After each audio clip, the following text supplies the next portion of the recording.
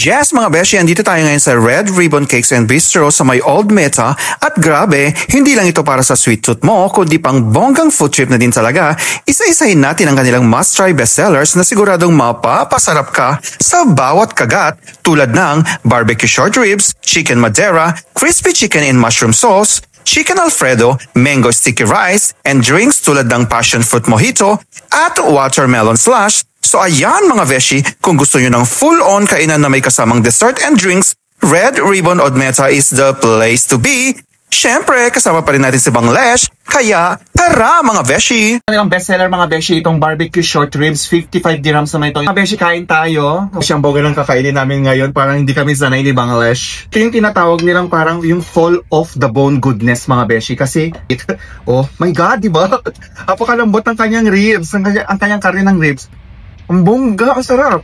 Gusto ko yung lasa niya, yung pagka-smoky niya. Tsaka yung tamang-tama yung tamis niya, bongga. Itong mga dishes na in-order namin mga beshi is pang international siya, pero very affordable. Dito lang to sa may Red Ribbon Cakes and Bistro. Ito lang Pinoy, tamang-tama lang yung tamis saka yung kanyang alat.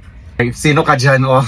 Dati-dati pa 1 dirham lang kaming lemon juice mga beshi, pero ngayon may passion fruit mojito na kami mga beshi. 18 dirhams naman itong. Malapit lang ito sa may American Hospital mga beshi, kaya go more or less na kayo dito para ang perfect pumunta dito pagkatapos yung magsimba sa may Old Meta St. Mary's Church. Chicken madera mga beshi. 40 dirhams naman itong kanilang chicken madera mga beshi.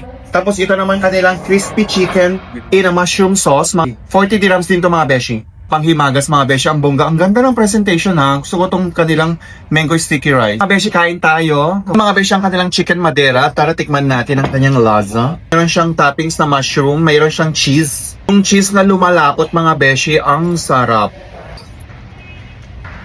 Ang sarap ng kanyang sauce, my god. Para siya yung matamis na wine. Pag may inom ka ng ganun, mayroon siyang halong ganun. Mashed potato.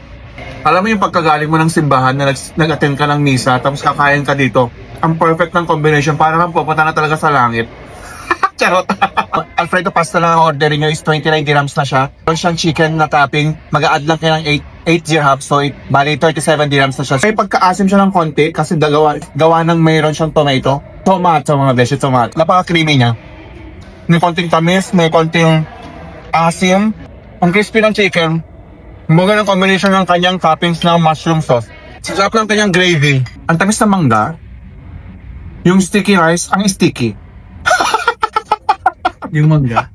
Yung mangga, lasang mangga mga beshi.